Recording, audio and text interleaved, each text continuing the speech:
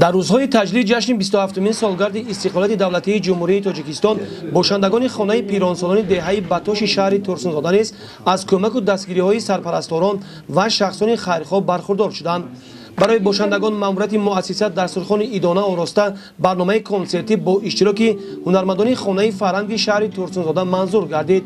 از چهره‌های بالیده استقامت کنندگان این درگاه پی بردن ممکن بود که هر نفر از اقدام ساختارهای مسئولیت‌شناس و شخصان سخاوت‌پیشه خوشحال و قناعتمند میباشند.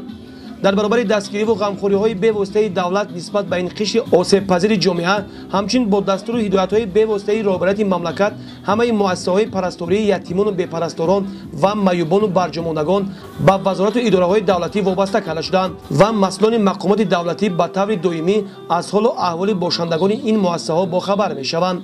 مسئولان می‌گویند که دستگیری‌های رهبریت و کارمندان سرپرست آنها به طور دائمی احساس می‌شود.